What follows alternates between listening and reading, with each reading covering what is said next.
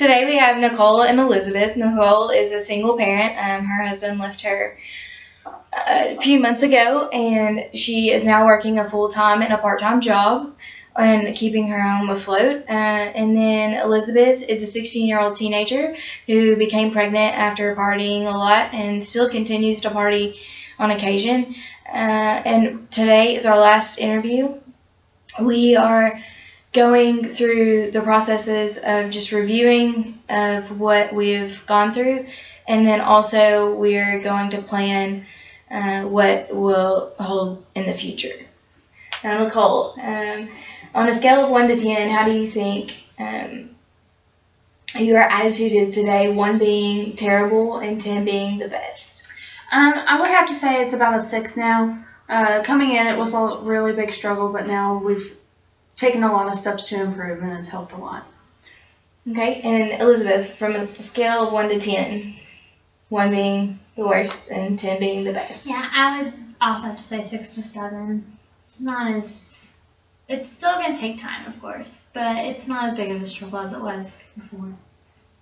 Okay, now, Nicole, how are your jobs going? It's still a struggle. I mean, there's times where things will conflict, but my bosses are really understanding and working with me well. I'm trying to make sure I'm home and that we're balancing my 2 jobs and a home life to make sure that we stay on the same page and that none of this continues to occur. Okay, and Elizabeth, how is schooling going? It's a struggle, but it's getting there, I guess. And as this happens, our stress levels are down, so I guess it's less stress on me on top of all of the rest of it. Okay, and then in the home life, how are you all dealing with just communicating and habits that you have in the past? Communication's gotten better. I'll try and leave notes in the morning if I have to leave really early, just to make sure that she knows that what all's going on, and usually we'll write out my schedule for the week so she knows, and we can plan times where we can be together and sit down and talk, because communication in our past was, of course, not good at all. It was like non-existent, but I think now we're trying to plan time to talk. It's gotten a lot better, and it makes it a lot easier on us to make sure we plan that time to sit down and actually talk things out and see how we're both doing and what's been bothering us and everything. So. And how do you feel communication is in the home right now, Elizabeth? It's still a struggle, mainly on my part, 'cause like she said, she's trying, but I'm just so used to not having any communication in the house. Mm-hmm. Trying to make myself have it now is a big struggle. Okay, and then when I know old habits where you would eat unhealthy and just eat out all the time, because it's hard to be able to cook a full meal or just any meal when you're working 2 jobs and when you're going to school all the time and doing extracurriculars and also, partying. How is that going? It's been difficult at first, but now it's getting easier. I will usually go grocery shopping, and I'll have her write some stuff down that she would like from the grocery store, and I'll usually try and plan out the meals ahead for each week ahead, and also proportionate right, so we're eating healthier, and because we got to keep Elizabeth healthy and the baby healthy, of course.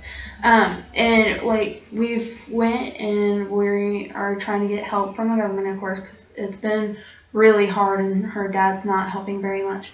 And so we got to, we need the help that we can get to keep her healthy. If, both of us, because we need both of us here to raise the child. Okay. And then when it comes to family meetings that you've had with the connections that you've made, how do you feel how those have worked for you? Are they doing well, or are they? I think so. The communicating's gotten a lot better, of course. every now and then we'll take your advice, and if things get tough and we want to start yelling, I'll just kind of take a break and walk away from each other and then come back and keep talking. The yelling's less, crying is still kind of there, but I mean, it's better to cry than to yell. So I think our communication's getting a lot better. Do you feel the same, Elizabeth, or? Yeah, I do. Okay. Do you want to elaborate on that a little more? I mean, used to, because she was gone all the time with work, if we did communicate, it was usually screaming. And it's not anymore. Okay. Sounds good. Yeah. Positive and happy and much better for your stress level, especially, and yours. Yeah. Now, when it comes to this meeting today, of course, it's the last one, and I've enjoyed working with you all so much, and enjoyed seeing you all just grow closer to one another as mother and daughter, and see the joy that you have. We're going to go over the few things that we need to for planning future things, possible future meetings if you need them, and just follow-ups and so on. Today, with planning, what do you plan on doing when you do have the baby? What are the goals there? The goal is to continue doing school in some way or another, and she's going to try to help as best as she can with her job, and some other family members may be able to help. So the biggest goal is to try to finish school in some way or another. Okay. And how do you feel about that? Yeah, I want her to finish school because I want her to finish her education, of course, and I want her to do better in her life than what I have done in mine. I think with my part-time job, I'm trying to get switched to a different shift so that when she is at school, I can be home. Or we might look into an online situation to see what would be best for us, and so that way someone is here with the baby to take care of him or her, since we still don't know, and just help see if our family will help out with it too. Okay. And then for other situations, like how do you plan to, when the baby is here and stress rises, how do you plan to cope with that?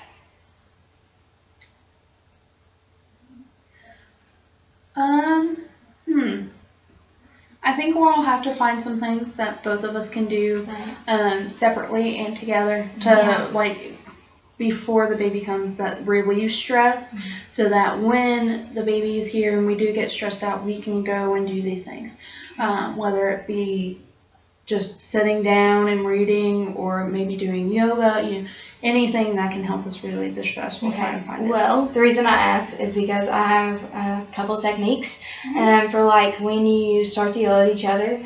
Of course, the technique that I taught you is just leaving the room for about 5 minutes and then coming back. Or you can, if you feel that you're getting upset, just close your eyes for 10 seconds and count in your head and then open them. And that person knows, okay, I'm getting upset. And also it calms you down and just your body just relaxes for most people. And then also if, for example, there's a chair in front of you, or the couch or whatever situation, even the wall, just reach over and touch that one thing and just ask yourself, what do you feel? What is it you're thinking at that moment? And just kind of pulling yourself from the situation and coming back with a calm nature and cool mind. Do those ideas work, or do they make sense? Do I need to clarify? I think that makes sense. Yes. And I'm definitely willing to give them a try. Yeah. Okay. And then also with future planning, what is it that, where is the baby going to stay? Is there another room, or is he or she going to stay in your room for the time being? Or? For the time being, they'll probably stay in my room. Okay. That way you can get up in the middle of the night. They're right there. Right. And then also, I want you all to know that if you ever need me, I'm a phone call away. You know, that just because this is our last meeting as of right now, that doesn't mean that I'm not here. And we can schedule a follow-up, we can schedule, you know, even when this bundle of joy is here, we can just, you can bring him in and just, we have bouncy seats and everything. That way if they get upset, then we have those resources. Resource-wise, also, we can work with the school and just have them work with your schedule and your schedule. That way you all can set up follow-up meetings with how you're doing in school and just teach you how to deal with that stress level of school once the baby is here. Yeah. And also, I've scheduled some parenting classes and some help with your pregnancy, throughout the pregnancy. That way you can understand what's going to happen and how to possibly deal with everything stress-wise. And how do you feel about that? Is that okay? That is perfectly okay. I would like for her to take some classes so she knows. I mean, I've been through it obviously, but it's still different than your parents telling you than going to the classes for yourself. And you can also go with her. That way you kind of know if anything's changed, you know. Okay. So, just dealing with that and just being aware of what can happen and what's the best option for you and so on. Do you have any questions for me as of now? What could happen? What might happen? I can't think of any. I'm good. Well, you are a phone call away, so Yeah, if right. anything arises, we will give you that call. Yes. Okay. All right. Well, it's been my pleasure helping you all and just getting you back to where you want to be and just helping you communicate and just getting your stress level down. And hopefully I've been a big service to you and hopefully we can follow up in the future. Thank you. Yeah.